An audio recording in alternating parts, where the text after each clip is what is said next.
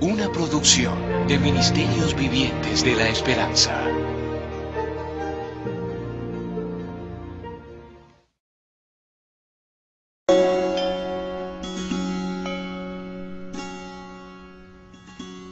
Brigham City es una pequeña ciudad del norte de Utah, donde hay un tabernáculo mormón y muchas casas de reunión de la Iglesia de Jesucristo de los Santos de los Últimos Días, también llamada de los Mormones.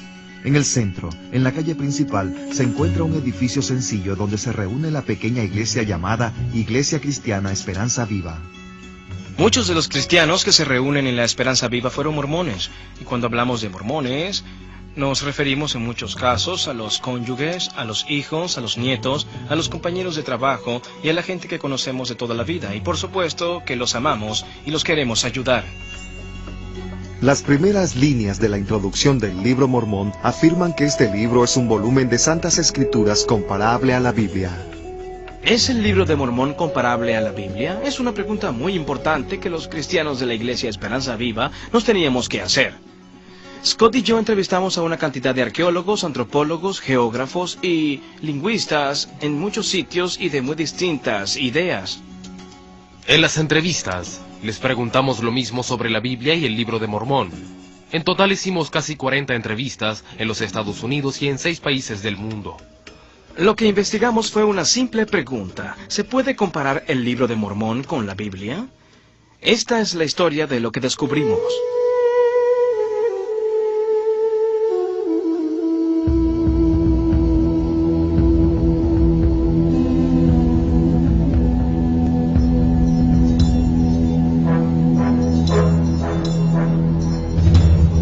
¿Se basa mi fe en los hechos históricos? Esa es una pregunta muy importante.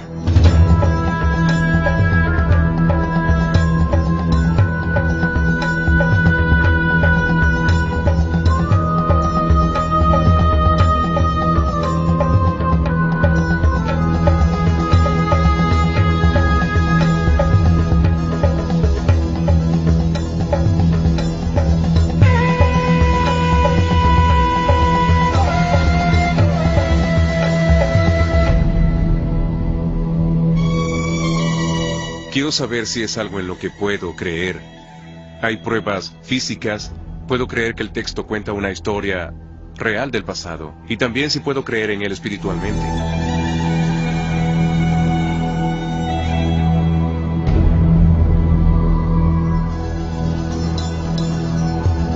Yo crecí con la creencia de que el libro de Mormón era literalmente la palabra de Dios. Y que la Biblia estaba más bien corrompida, mientras que el libro de Mormón emanaba directamente de Dios. El libro de Mormón es la palabra de Dios, y es el libro más correcto. ¿Usted cree que es más correcto que la Biblia? Así es. La Biblia versus el libro de Mormón.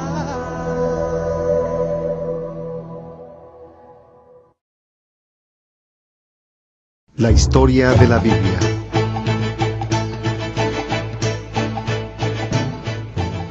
La mayor parte de los relatos de la Biblia ocurren en una estrecha franja que está entre el mar Mediterráneo y el río Jordán, y entre el mar de Galilea y el mar Muerto. Hacia el sur está Egipto y el mar Rojo. En esta tierra, que originalmente se llamaba Canaán, es donde se establecieron los israelitas, el pueblo elegido de Dios. Uno de los primeros y más famosos de sus reyes fue David, quien fundó el reino de Israel. El rey Salomón fue su hijo y sucesor, y construyó el templo del Señor en el monte Moriah, en Jerusalén. Tras la muerte de Salomón, el reino se dividió en 2 partes. El reino del norte recibió el nombre de Israel, y el del sur se llamó Judea. La Biblia dice que el imperio asirio conquistó a Israel, el reino del norte, y el del sur permaneció intacto hasta el año 586 a.C., cuando fue conquistado por los babilonios, quienes después de quemar el templo de Jerusalén enviaron a los hebreos al exilio. Tras pasar 70 años en el exilio, el pueblo de Judea, que por ello se llama judío, se le permitió volver a Jerusalén y reconstruir el templo y los muros de la ciudad.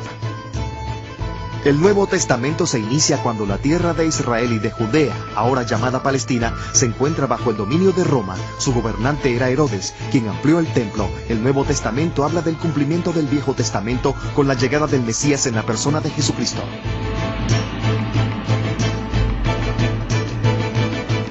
La historia del Libro de Mormón. Según el Libro de Mormón, un grupo de gente llamado los Jareditas migró hacia el Nuevo Mundo en un pasado remoto, después de la destrucción de la Torre de Babel. Varios siglos después, se destruyeron entre sí en una cruenta guerra civil, y se cuenta que 2 millones murieron en una batalla en una montaña que en el Libro de Mormón recibe el nombre de Monte Cumorah. Al extinguirse los Jareditas, una familia judía de Jerusalén migró al continente americano en el año 600 a.C. El padre de la familia se llamaba Lehi.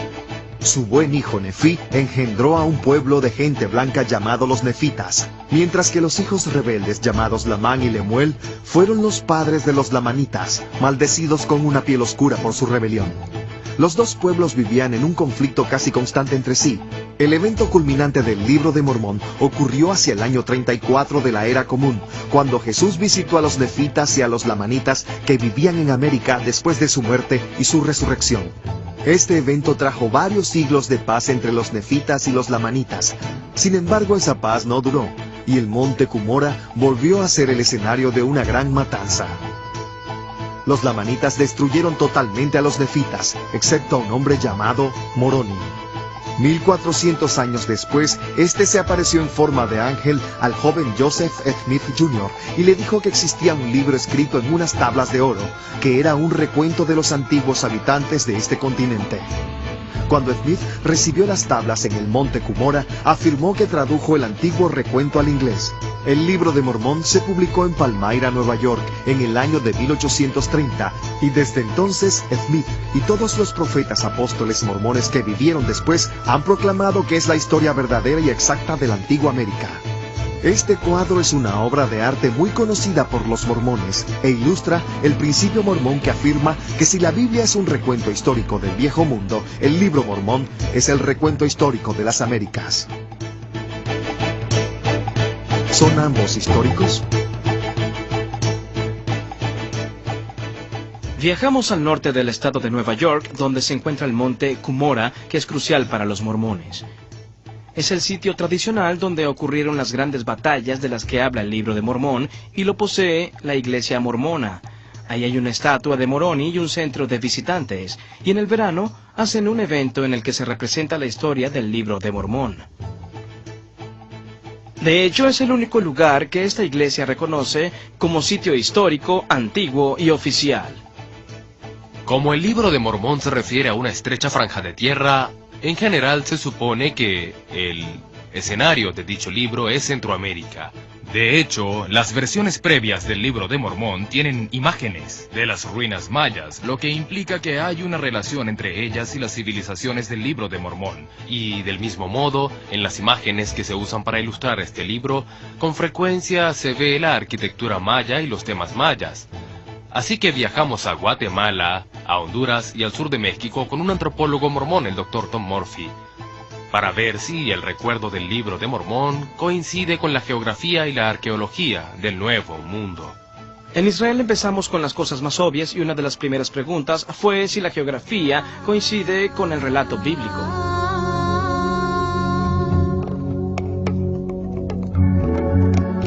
La geografía. Desierto de Judea, margen occidental del Jordán, Palestina. Monte Hermón, alturas del Golán, Israel. Río Jordán. Mar de Galilea. Mar Muerto. En Israel usamos hoy en día los mismos nombres que se usaban en la Biblia hace 3500 años, como el Mar Muerto, como las montañas moabitas, las montañas amonitas. Los nombres se conservan hasta hoy. Estos sitios son tal como lo cuenta la Biblia. La geografía concuerda, los valles están junto a las ciudades, que están junto a las montañas, y todo ello está descrito en las Escrituras, con gran cantidad de detalles geográficos.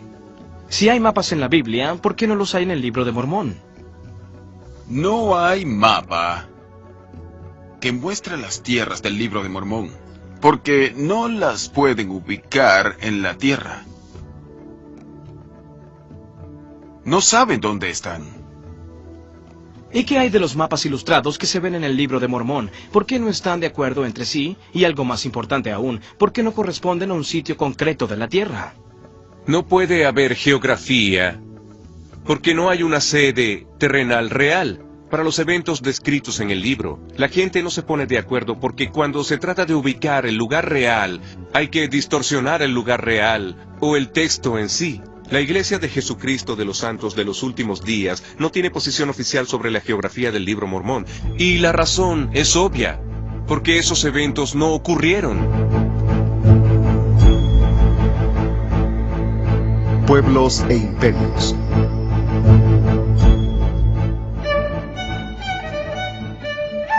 Los judíos aún existen hoy en día, tanto en los países en los que han ido al exilio como en la tierra de Israel.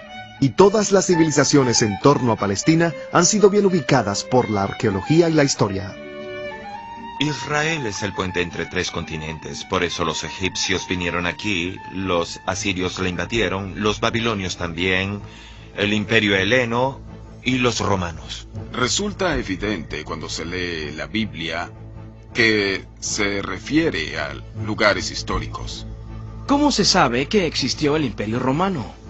Los romanos dejaron su huella por donde pasaron. Dejaron grandes carreteras, monedas y recuentos escritos. Los restos de los antiguos imperios de Grecia y de Roma, que están descritos en la Biblia, son muy visibles en todo el Viejo Mundo, y de igual modo, el Libro de Mormón describe la existencia de varios imperios en el Nuevo Mundo. Se habla de la civilización jaredita en el libro de Eter, a la cual prometen que se volverá la nación más grande del mundo. Y a pesar de eso, no se encuentran rastros de esa civilización. Las fechas que se ven al pie de página del Libro de Mormón indican que el imperio jaredita fue reemplazado por el imperio nefita poco después del año 600 a.C. En el Libro de Mormón está la gran civilización de los nefitas, que era un pueblo industrioso que construyó máquinas y vivía en grandes ciudades. Yo no he visto ninguna prueba que indique que los nefitas vivieron en América. Las civilizaciones que hubo en toda Centroamérica tuvieron un ascenso y llegaron a su clímax entre los años 600 y el 900, después de los eventos que se cuentan en el Libro de Mormón. Se dice que los lamanitas acabaron el imperio nefita en el año 400 de nuestra era. Y según dice el Libro de Mormón, de los 3 pueblos que existían, solo sobrevivieron los lamanitas, que se convirtieron en los principales antepasados de los indígenas americanos. Aquí en el monte de Cumorah se encuentra esta placa que nos describe como los lamanitas. Dice que los lamanitas son lo que queda de la casa de Israel. Se refiere a nosotros, escrito en el Libro de Mormón. No se ha encontrado ninguna evidencia de una cultura procedente del territorio de Israel, llamada lamanitas o nifitas. No hay ninguna evidencia. La Biblia también se refiere a varios pueblos que ya no existen hoy en día, como son los cananeos y los filisteos. Pero sí hay rastros arqueológicos de ellos. Se sabe mucho sobre la civilización cananea por las fuentes del antiguo Egipto y también por muchos restos arqueológicos que se excavaron en este país en los que se refleja la civilización cananea. ¿Arqueológicamente se ha demostrado que existieron los filisteos? Por supuesto, sí. Sin duda alguna, los filisteos tienen una cultura material muy propia de ellos y que se distingue de las otras culturas que vivieron aquí. Y surge la pregunta de cómo es posible que esos 3 enormes imperios que se dice florecieron en América por varios siglos no dejaron ningún rastro arqueológico. ¿Es posible que haya existido un imperio en el continente americano sin dejar ningún rastro arqueológico? No, no es posible. No, es imposible. Se sabe que la arqueología no miente. Si existió un pueblo en cierto lugar, tuvo que dejar tras él muchos objetos. No existe una situación así en la que un imperio haya sido destruido sin dejar ningún tipo de rastro. Todos dejan sus tumbas o los restos de sus casas o sus templos. Dejan lo que fundaron y dejan lo que destruyeron.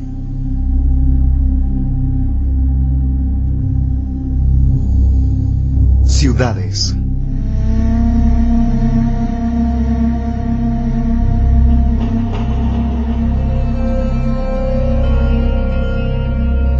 Los asentamientos permanentes, todos ellos son bien conocidos por los eruditos y científicos de Israel hoy en día. Son ciudades como Hazor y Megido y Jerusalén y Shilo y Arad y Beersheba y Jericó. Muchas de ellas aún están habitadas hoy en día, otras están en ruinas, pero Jesús condenó las ciudades de Capernaum, Betsaida y Corazín, y no hay duda de que los arqueólogos saben que fueron sitios de verdad que existieron en su tiempo, y las pruebas de ello son claras.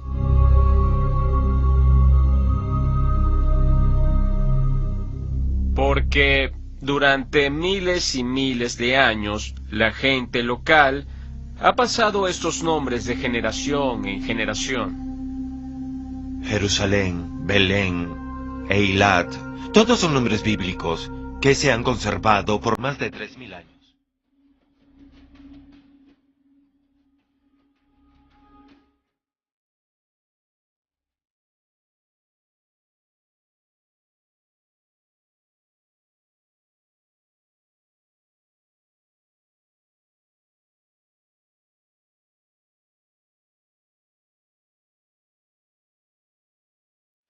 Las ciudades fortificadas de las que habla el Libro de Mormón tienen nombres como el de Nefí, Manti, Serahemla, Sidón, Gershon y Abundancia, para nombrar unas pocas de las más de 30 grandes ciudades que se mencionan en dicho libro.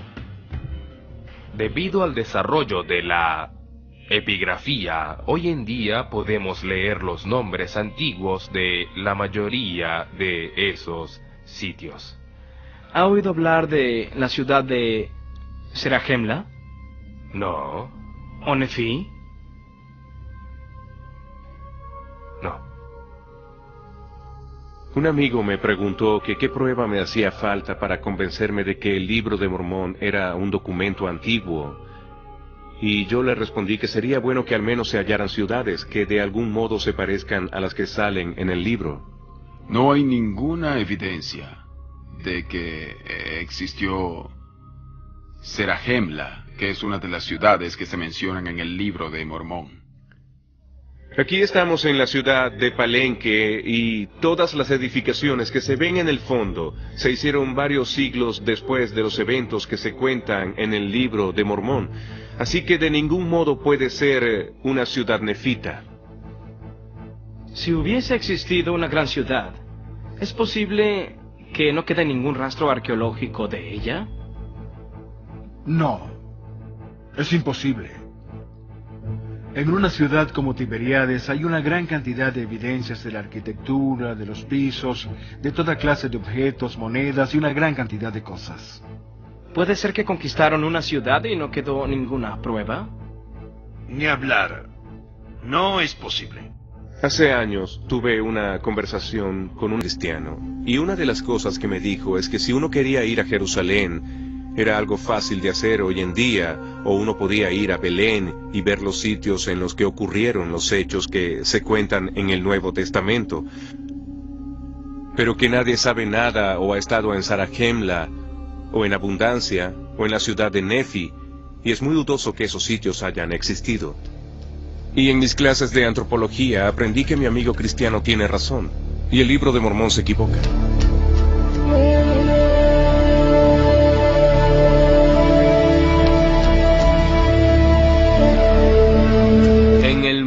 Bíblico, tal como se refleja en las Escrituras, se habla de plantas y de árboles que todos conocemos. Higos, almendras, palmeras, trigo y cebada. Cuando se lee el Nuevo Testamento, se ve la relación entre Jesús y su mundo, y en él se habla con exactitud de los animales que se veían en el Medio Oriente antiguo. Los animales que salen en la Biblia aún existen hoy en día, aunque es cierto que algunos ya no existen en la zona, como es el caso de los leones, pero los exploradores de hace unos siglos hablaban de ellos. No hay duda de que aunque no existan hoy, sí existían en la antigüedad.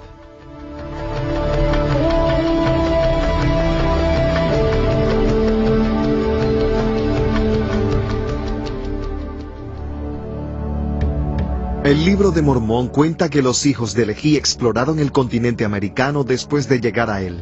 El primer libro de Nefí 18 dice así: había bestias de toda clase en los bosques, estaban la vaca y el toro, el asno, el caballo y la cabra. El segundo libro de Nefí 12:7 dice así: la tierra también está llena de caballos. Y el libro de Mormón habla del uso de carros alados por caballos en las grandes batallas de decenas de miles de guerreros. Dicho libro también habla de otro aspecto de la cultura como es la agricultura. En Mosía capítulo 9 dice así: comenzaron a sembrar la tierra con semillas de trigo y de cebada. Uno esperaría hallar restos de la clase de plantas y animales que tenían, pero en lugar de eso se ven pavos, llamas y perros. Las plantas son el maíz, los frijoles y la calabaza. El libro de Mormón habla de las plantas que no son, como el trigo y la cebada en la antigua América. Aquí no existía el trigo, ni se veía el ganado de cabras y ovejas. No habían caballos en la época del libro de Mormón, ni tampoco habían elefantes en América. Totalmente ausentes. Los mayas no tenían bestias de carga. No tenían caballos, por ejemplo. La primera vez que se vio un caballo en esta zona fue cuando un hombre blanco vino al galope desde Albany hasta aquí en 1677. Y las historias sobre hombres a caballo en las batallas no pudieron ocurrir en América.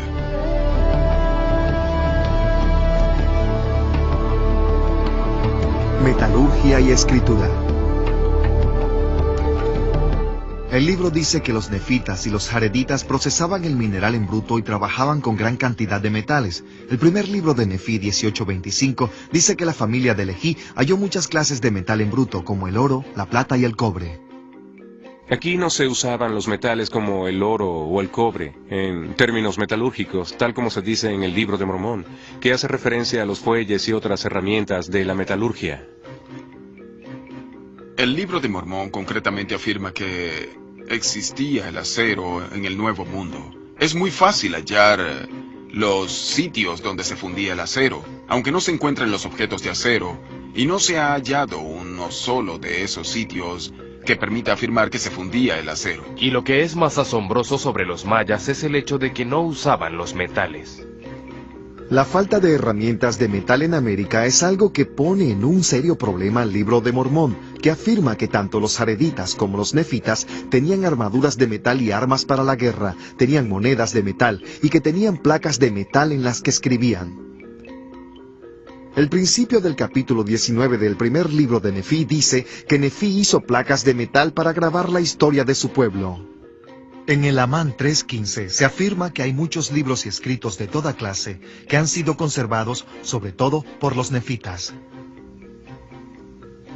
Una de las cosas que se dice de los nefitas es que era un pueblo que conocía la escritura, pero un pueblo con escritura deja registros, y si ese pueblo no dejó un registro escrito, yo creo que no existió. Y otros registros y recuentos dicen que había cientos y miles de placas y documentos escritos. La idea de que pudo existir un imperio que duró 1000 años, que de hecho sabía escribir, que no dejó ningún rastro histórico de nada, no puede ser posible. ¿Hay alguna prueba de que los antiguos americanos, entre el 600 a.C. y el 400 después de Cristo, escribieran en placas de metal? No. Se han hallado antiguos escritos de todos los imperios que rodeaban al reino de Israel, aunque no tan abundantes como los manuscritos bíblicos que fueron escritos por los mismos israelitas. La parte más antigua de la Biblia que ha sido conservada por la arqueología es un breve fragmento, capítulo 6 de Deuteronomio, versículos 24 a 26, descubierto por Gabriel Barkay. En una excavación que yo dirigí aquí en Jerusalén, se hallaron 2 pequeños rollos de plata que están escritas en hebreo antiguo y tienen los versículos bíblicos más antiguos que se conocen y que son de este mismo período, el siglo VII antes de Cristo.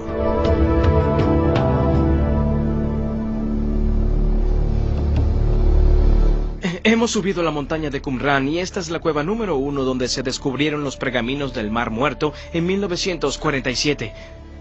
Todos los libros del Antiguo Testamento, excepto tal vez el libro de Esther, se encuentran en los pergaminos del Mar Muerto. Se han hecho copias de los libros del Antiguo Testamento a partir de los pergaminos del Mar Muerto entre el 200 y el 100 antes de Cristo.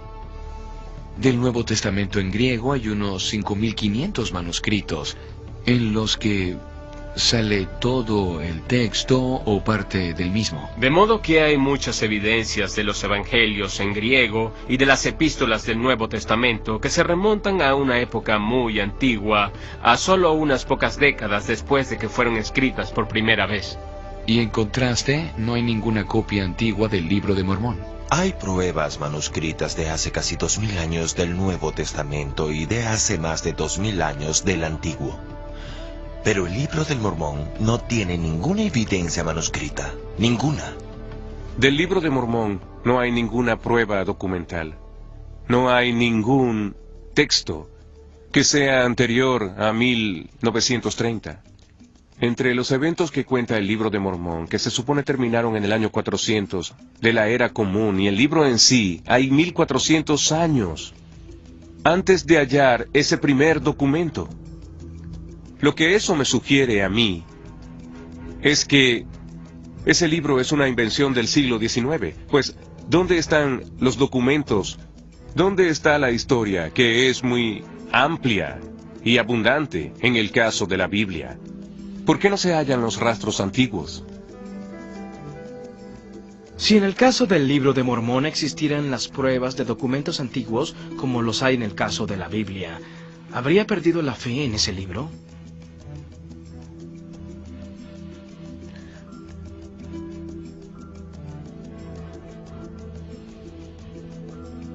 Esa es una buena pregunta. No lo sé.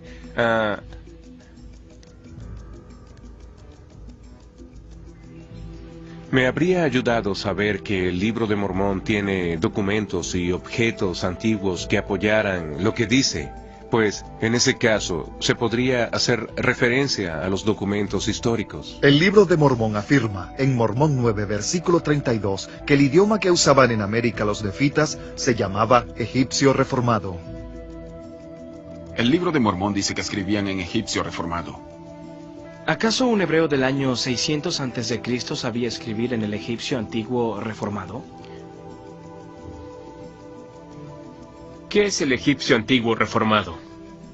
Todos los lingüistas afirman que nunca habían oído hablar del egipcio reformado, a menos que sean mormones.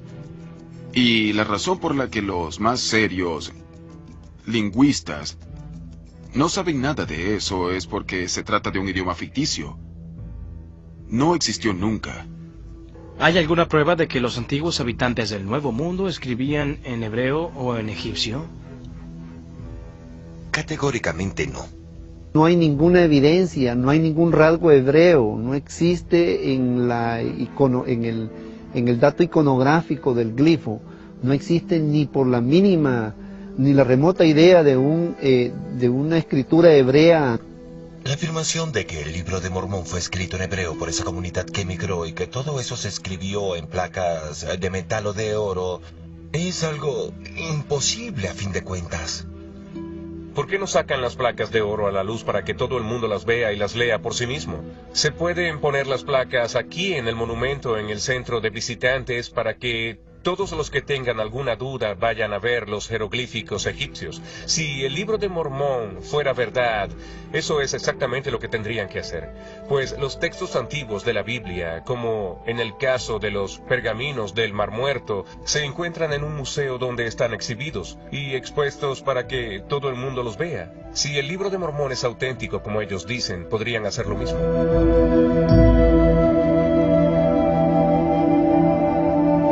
Las monedas. Tanto en la Biblia como en el libro de Mormón se habla de los sistemas de monedas. Por ejemplo, en la Biblia se mencionan muchas monedas romanas que se usaban en la época de Jesús, en el primer siglo de nuestra era. El pavimento sobre el cual estamos parados en este momento estaba recubierto por una capa de entre 5 y 7 centímetros de tierra en la que había muchas monedas que se remontan al siglo I. ¿Cuántas monedas más o menos se han hallado en este lugar durante la excavación? Como unas 300 o 400. ¿Qué pones en ese balde? Monedas. ¿Son monedas? Sí, más de 10 monedas. ¿De veras? En un solo día. Más de 10 monedas en un día, y esas son solo las que hallaste ayer. Sí. En las notas del capítulo 11 del libro del alma, en el libro de Mormón, se dice que empezaron a hacer las monedas nefitas, y luego se pasa a describir la forma en que funcionaba el sistema monetario. Pero si se toman las monedas que se describen en el libro de Mormón y se comparan con el sistema de intercambio que existía en la América antigua, se ve que no se parecen en nada. Aquí no se usaban monedas de metal. Ese libro está lleno de datos falsos. ¿Y en todas sus excavaciones no ha hallado ninguna moneda que sea previa a la llegada de los europeos? No. De hecho, las monedas metálicas no se usaban en ningún lugar de la América antigua. No usábamos monedas, no existían. Los indígenas tomábamos las monedas cuando las vimos, después de que las trajeron los europeos y se aplanaban para usarlas como collares. Sí, eso hacía nuestra tribu, sí. Así que surge la interrogante de dónde están todas las monedas que supuestamente usaron los nefitas por más de 1000 años. Yo no creo que pueda existir una situación en la que todas las monedas de cierta civilización o de cierto pueblo puedan desaparecer sin dejar el menor rastro.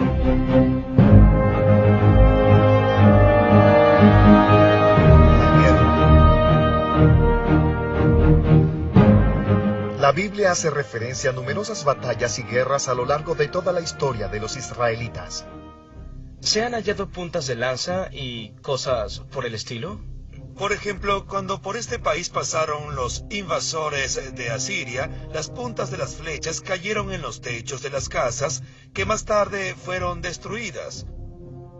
Por eso se encuentra primero la capa de las puntas de las flechas y luego la capa de los pisos. Sobre el periodo bíblico están las evidencias de las puntas de las flechas que usaron los babilonios y de la gente local y de las que usaban los asirios. Las notas al pie de página del libro de Mormón dicen que el exterminio de los lamanitas por parte de los nefitas ocurrió en el año 400 de la Era Común, aunque no ha quedado ninguna prueba arqueológica. En contraste, una batalla mucho menor que ocurrió muchos años antes, en el siglo I de la Era Común en Palestina, nos demuestra lo que se puede hallar si se hubiese entablado una batalla como la que describe el libro de Mormón. El historiador Flavio Josefo nos habla de una gran roca aislada en el desierto, llamada Masada, donde relata que había unos 900 judíos que fueron sitiados por los romanos y que se suicidaron por ello. En la década de 1960 se ubicó el sitio y se excavó, y sellaron los huesos de los difuntos, sellaron las casas y las monedas, de modo que hay una evidencia muy clara de ese evento muy trágico que ocurrió en Masada, gracias a la arqueología. No hay civilización que se pueda destruir de forma tal que no quede ningún resto de ella. En el libro de Éter del libro de Mormón, en el capítulo 15, se describe una enorme guerra. Y textualmente dice, mataron a 2 millones de hombres fuertes y también a sus esposas e hijos. ¿Dónde están las espadas de acero que mataron a esos millones? ¿Dónde están los cadáveres y los restos? Los esqueletos de todos esos millones, ¿dónde están? Las pruebas de esa antigua catástrofe no se encuentran. No están en Centroamérica ni en el Monte Cumorah de Nueva York, porque simplemente no ocurrió. Cuentan que varios siglos después el pueblo lamanita destruyó al nefita en otra enorme batalla en el mismo monte de Cumorah.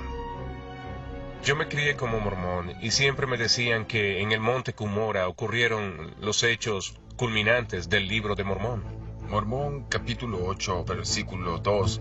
Así ocurrió que después de la grande y tremenda batalla de Cumorah, he aquí que los nefitas que habían huido al campo hacia el sur fueron perseguidos por los lamanitas que los destruyeron a todos.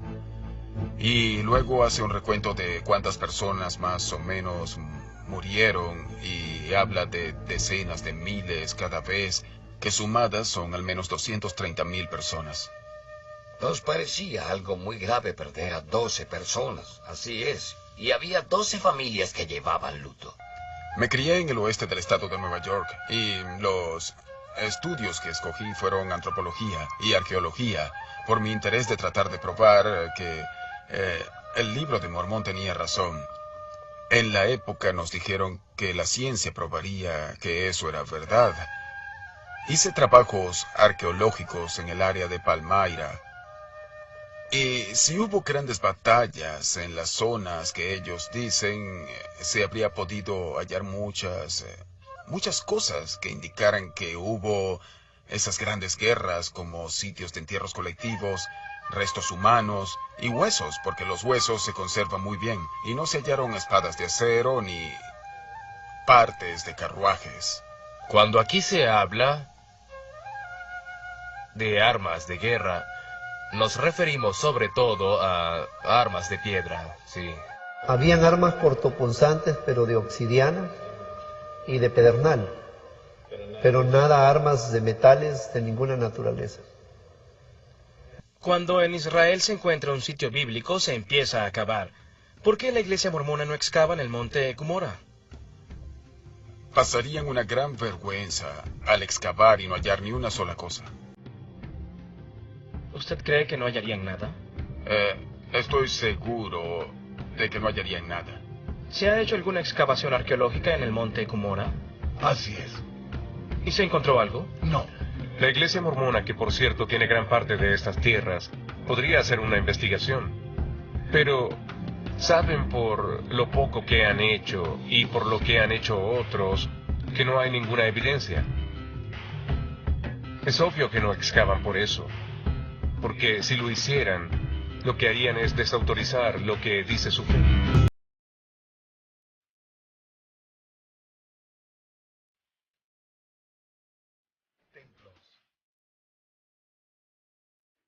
Estamos aquí en el muro occidental del Monte del Templo, o el Muro de los Lamentos, como a veces lo llaman. El muro en sí tiene una antigüedad de 2020 años. Este muro fue construido por Herodes el Grande y fue destruido por Tito en el año 70 de la Era Común, cuando los romanos incendiaron el segundo templo. Esa fue una de las grandes tragedias de Jerusalén, que creo que se simboliza por este montón de piedras que se ve aquí. Estas piedras ilustran las palabras del Evangelio cuando Jesús dice, vean las magníficas piedras del muro del templo, pues no quedará ni una encima de la otra. Y en estas ruinas se ve la ilustración más clara que puede haber de las palabras de Jesús. En el segundo libro de Nefí 5:16 del libro de Mormón se dice que Nefí y su familia construyeron un templo igual al de Salomón cuando llegaron a América. Aquí dice que Nefí, otro hijo de Lehi, construyó un templo y lo hizo con la misma forma del templo de Salomón. Digamos que eso es cierto y que en la antigüedad se hizo ese templo. ¿En América? En América. Cualquier persona que estudia la Biblia comprende lo crucial que es la oración aquí en Jerusalén, en el monte del templo. La idea de que existiera un templo hebreo en otro sitio que no sea el monte Moria es totalmente imposible. A los judíos no se les permite construir un gran templo en ninguna parte del mundo más que aquí. El libro de Mormón identifica claramente a Leví como el hijo de José. Y en el libro de Nefí capítulo 5, Leví nombra a sus 2 hijos como sacerdotes del templo que ellos construyeron. Los sacerdotes que ofician en el Santo Templo deben ser descendientes de Aarón, descendientes lineales de Aarón. El libro de Mormón plantea un problema, pues nombrar sacerdotes que no sean descendientes de Aarón o de Leví está prohibido en el Antiguo Testamento, y sin embargo, el libro de Mormón dice que se atiene a las leyes del Antiguo Testamento.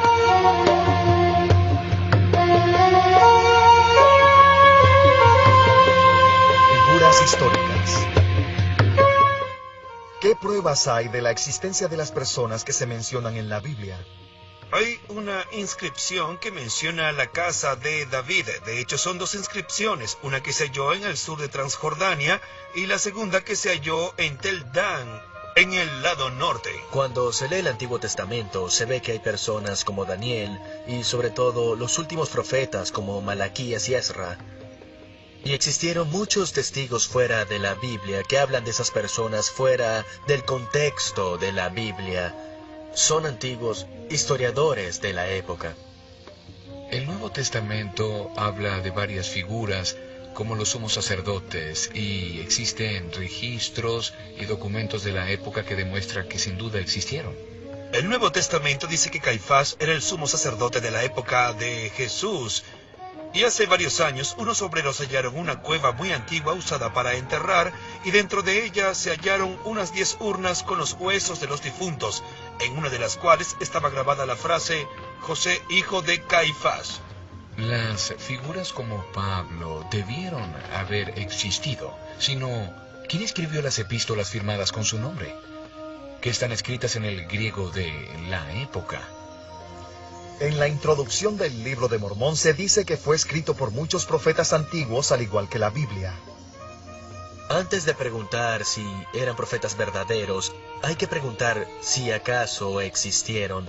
No hay ninguna prueba de que hayan vivido, y mucho menos que hayan escrito esas supuestas profecías y que éstas sean ciertas. No se puede ir tan lejos como para preguntar eso. ¿Y qué hay de Jesucristo, la figura central del Nuevo Testamento? ¿Qué pruebas hay de que existió? No hay duda de que Jesús fue una figura histórica. No solo se le nombra en los textos cristianos, sino también en los textos no cristianos. Los judíos hablan de Jesucristo en sus textos, aunque no están a favor de él. Si se ve el testimonio de Josefo, primero dice que Jesús era el Mesías, que Jesús vivió como maestro, que murió bajo Pilatos y que resucitó. Los autores Tácito y Suetonio eran romanos, y no veían a la fe cristiana como algo que querían divulgar de ningún modo. Sin embargo, mencionan a Cristo.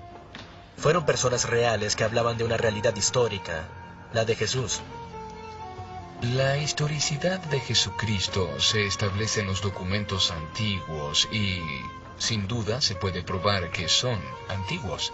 ¿Creen que la persona de Jesús fue una persona histórica?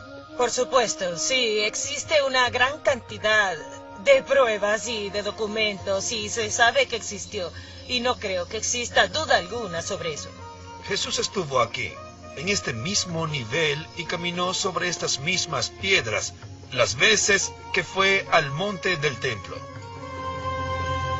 Jesús fue una persona histórica del Antiguo Oriente, pero afirmar que fue una persona aquí, en la América Antigua, es una preposición absurda que no está apoyada por ninguna prueba. No es exacto decir que Jesús estuvo aquí en América. No hay ninguna prueba de ello. El libro de Mormón afirma que después de que Jesús llegó a América en el año 34 de la Era Común, hubo una conversión masiva al cristianismo. Aquí no existe ninguna evidencia cristiana, ni primitiva, ni más evolucionada. No hay ninguna evidencia que pruebe que el Jesucristo de la Biblia es el mismo del Libro de Mormón. No puedo entender cómo hay evidencias arqueológicas y de diversos textos que prueban la realidad histórica de Cristo en Palestina, y que éstas se perdieron totalmente en el Nuevo Mundo. El Jesucristo que se ve presentado en el Libro de Mormón proviene de la imaginación de Joseph Smith.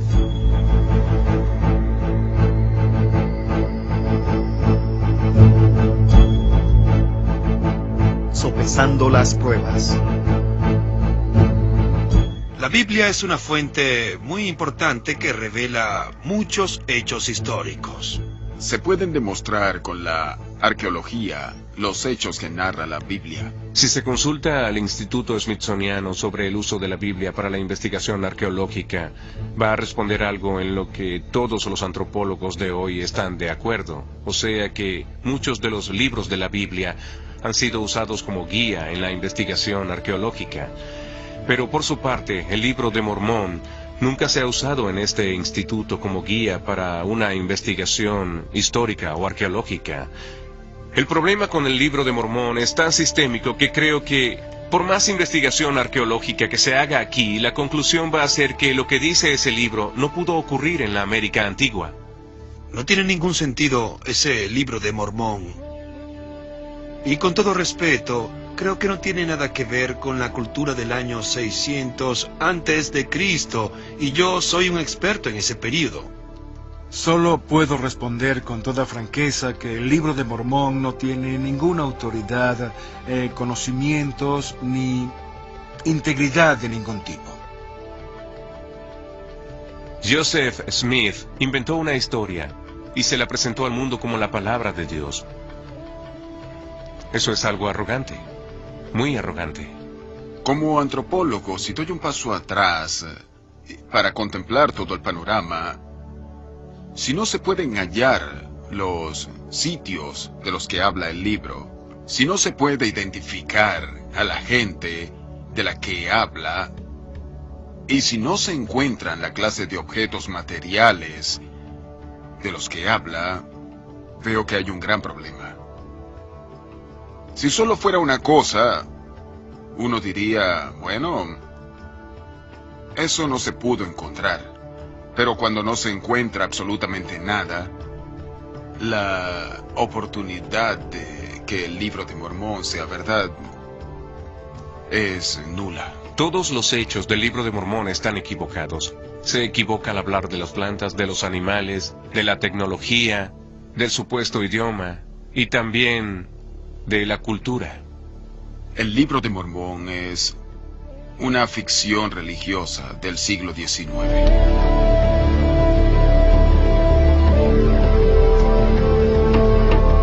Ambos son escritura. Joseph Smith dijo, le dije a los hermanos que el Libro de Mormón era el libro más correcto del mundo y la base de nuestra religión, y que el hombre se acercará más a Dios si obedece estos preceptos más que los de cualquier otro libro.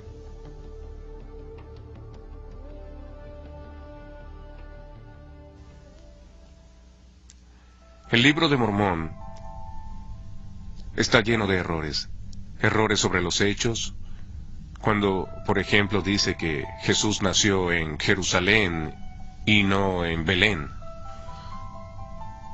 Y he aquí que él nacerá de María en Jerusalén.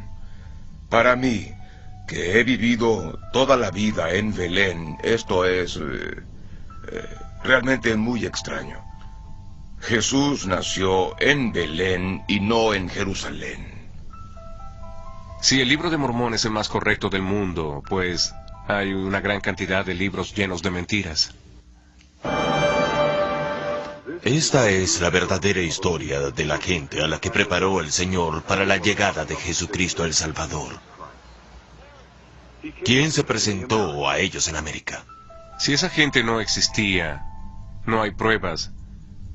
Está claro que Jesucristo no pudo venir a América, y el Libro de Mormón de ningún modo puede ser otro testimonio sobre Jesucristo. Ellos afirman que el Libro de Mormón es la historia de la gente del continente americano. Pero si eso no es cierto, el libro de Mormón tampoco es cierto y no se puede considerar como escritura cristiana. Yo tengo mucha más fe en el Antiguo y el Nuevo Testamento como santas escrituras.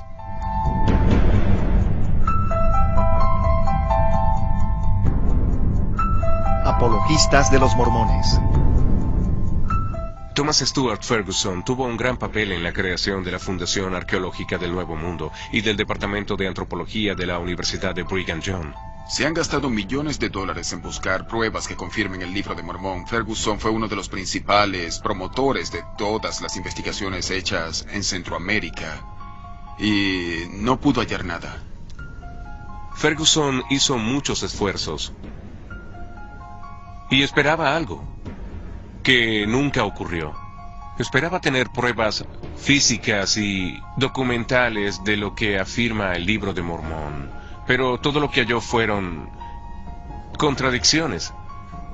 A diferencia de sus colegas de la Universidad de Brigham Young, Thomas Stuart Ferguson tuvo el valor de decir la verdad sobre ese libro.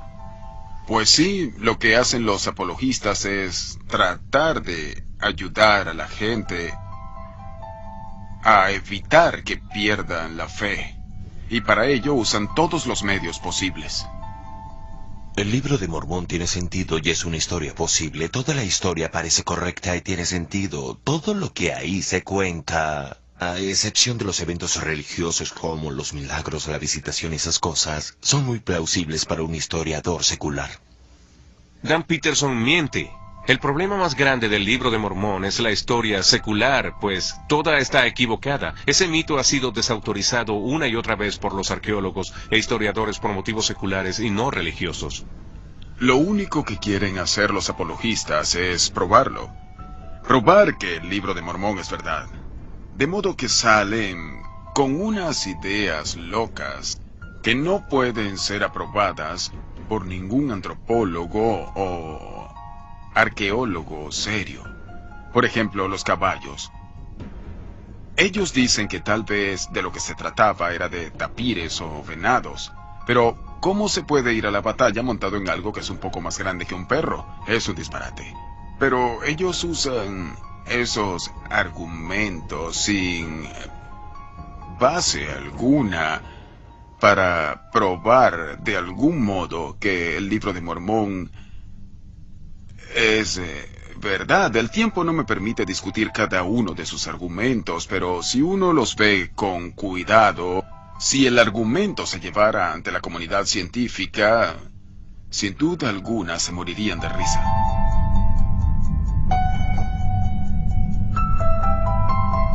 ¿Podemos confiar en nuestros corazones? El concepto mormón para determinar la verdad de sus escrituras aparece en el capítulo 10 de Moroni, que dice así: yo los exhorto a que cuando lean estas cosas le pregunten a Dios si son ciertas o no. Y sabrán que si lo preguntan con un corazón sincero, Él les manifestará a ustedes la verdad por el poder del Espíritu Santo. De modo que la verdad se encuentra examinando el corazón de uno. Tanto en el Antiguo Testamento como en el Nuevo, se dice que el corazón del hombre está corrompido. El corazón es engañoso en todas las cosas y desesperadamente malvado. ¿Quién lo puede conocer? Jeremías. El que confía en su corazón es tonto. Proverbios.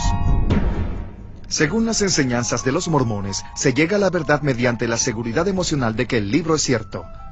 Dicen que esa sensación de seguridad es la evidencia del Espíritu Santo y se refieren a ella como a una sensación ardiente en el pecho, como una conciencia espiritual y como un testimonio. ¿Es a menudo el libro de Mormón? ¿Lo has leído hoy? Pues sí, claro. ¿Sí? ¿Y lees todos los días? ¿Y lees y recibes el testimonio de que lo que lees es cierto? Para mí eso es guiar mal, e incluso es engañar. Eso de insistir que el libro de Mormón es cierto cuando los hechos indican lo contrario, solo porque se siente en el corazón, o se tiene una sensación en el pecho, y eso se convierte en la prueba definitiva de la realidad. ¿Dónde está la humildad de la que habla el libro de Mormón? No se puede proclamar solo debido a una impresión en la oración, que tenemos la verdad absoluta. ¡Qué arrogancia! ¡Qué absurdo! ¿Dónde está la humildad? ¿Dónde está la honradez?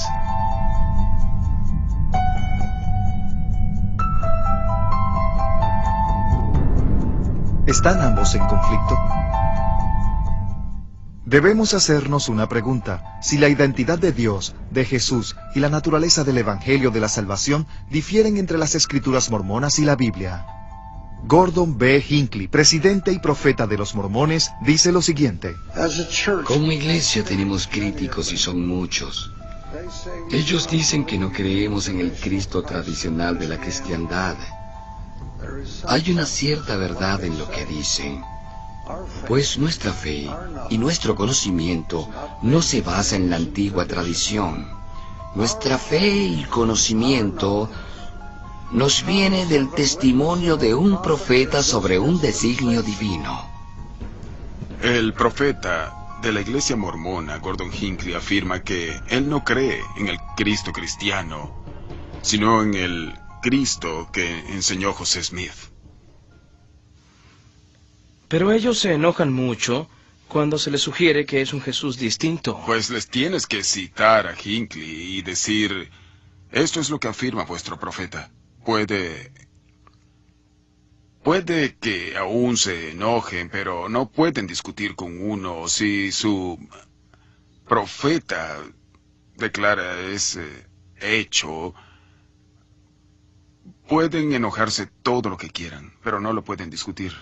El hecho es que los mormones no creen en el mismo Cristo. Pablo dijo que si alguien viene con cualquier otro evangelio, hay que rechazarlo. ¿Y a qué evangelio se refiere? Pues al que sale en el Nuevo Testamento. Y si uno acepta como ciertos los escritos de Pablo, se tiene que preguntar: ¿cómo se puede aceptar un evangelio distinto? ¿Cómo puede uno aceptar a un Cristo distinto? En todo el Nuevo Testamento se afirma muy claramente que es la fe en Jesús lo que nos lleva a la salvación y solo en Él. Tomar otro libro de escrituras con una imagen distinta de Dios que la que dan los evangelios es algo muy serio y muy grave. El libro de Mormón aleja a la gente del verdadero evangelio de Cristo. Hoy se ve una gran presión en esa iglesia para parecer más cristiana, y creo que la motivación que hay detrás de eso son los conversos. Si la iglesia mormona parece ser una organización cristiana y junto a eso tiene una moral muy alta y promueve mucho la vida en familia y ayudarse entre sí y cosas como esas, es más fácil convertir a los demás a su religión.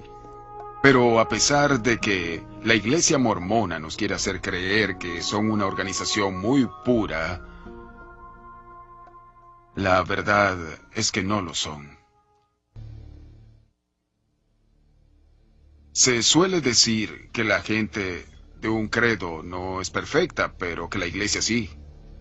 Pero si esa iglesia se basa en mentiras, como es el caso del Libro de Mormón, no tiene ninguna base.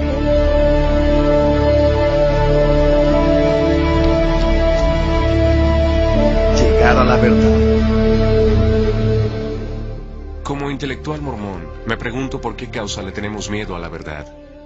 ¿Por qué no queremos ser honestos sobre el modo en que se creó el Libro de Mormón, de dónde proviene y qué es lo que dice? Que digamos la verdad sobre la antigua América. ¿Por qué razón nos tenemos que reconfigurar la imagen de la América antigua para que encajen con estos prejuicios y estereotipos? Más bien debemos tratar de forma directa y honesta los problemas de la arqueología, de la genética y la lingüística, y dejar que se diga la verdad. ¿A qué le tememos? ¿Tenemos fe en Joseph Smith o en Jesucristo? Cuando yo investigué la fe mormona, lo hice porque quería saber si era verdad. Si en verdad era la revelación de Dios a Joseph Smith, yo quería saberlo. Y le dediqué mi tiempo. Leí el Libro de Mormón, fui a la iglesia, asistí a las clases en el instituto de ellos, hice todo lo que había que hacer para saber más sobre la fe mormona. Y lo que encontré fue que cada vez me alejaba más de una relación personal con Jesucristo. Para mí, una pregunta muy importante es saber si mi fe se basa en un hecho histórico. Y me di cuenta que cuanto más estudiaba la filología y la arqueología y los aspectos históricos de la fe y del texto, mi fe se hacía cada vez más fuerte. Lo que dice la Biblia es suficiente para la salvación. Y no hay que tenerle miedo a tratar de aprender más. Pues, por ejemplo, en mi caso, cuanto más aprendo, más me acerco a Jesucristo. Cuando comprendí que el libro de Mormón no era cierto, que no era un recuento histórico y solo era una ficción religiosa, cuando entendí eso, y al mismo tiempo me di cuenta que su profeta dice que el libro de Mormón es la clave de esa religión, en ese momento supe que esa religión no era la verdadera.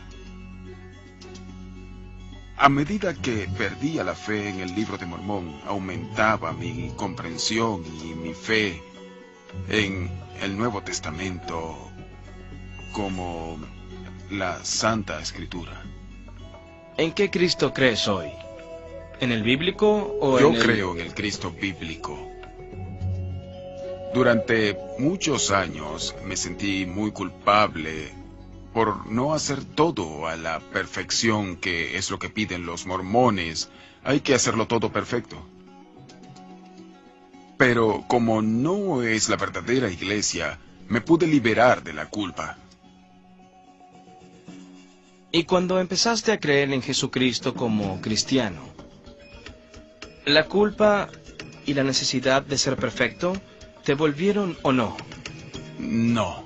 Y ello se debe a que vi las afirmaciones que dijo Jesús en el Nuevo Testamento.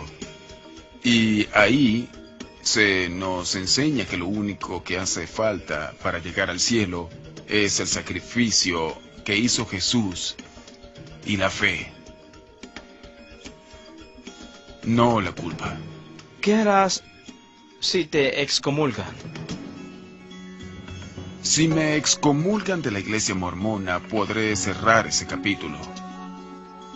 Porque así podré decir que terminé con eso y dejar todo eso atrás. En Mateo 7:13 Jesús dice así: amplia es la puerta y ancho es el camino que lleva a la destrucción, y muchos se adentran en él. En Juan 14:6 Jesús dice sobre sí mismo: yo soy el camino, la verdad y la vida. Nadie llega al Padre más que a través de mí.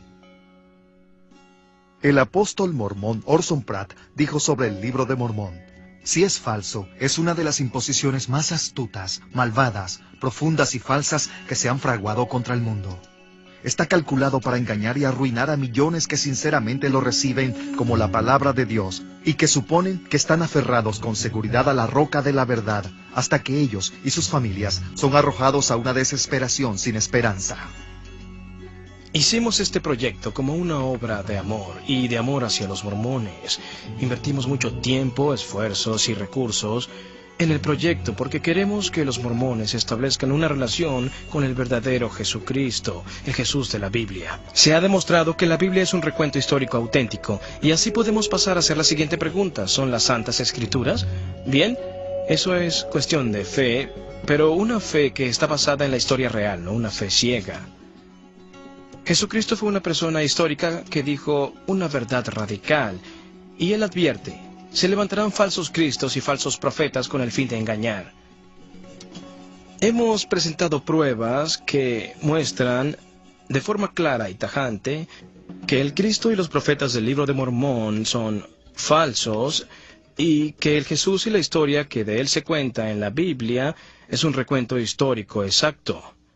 Piensen en lo definitiva que es la afirmación que sale en Juan 3:16 cuando dice: pues Dios amaba tanto al mundo que le dio a su único Hijo, para que todo aquel que crea en Él no perezca, sino que tenga la vida eterna. La última pregunta que les hacemos es si ustedes creen en Él. Prueben todas las cosas y aférrense a lo que es bueno. Tesalonicenses 5:21.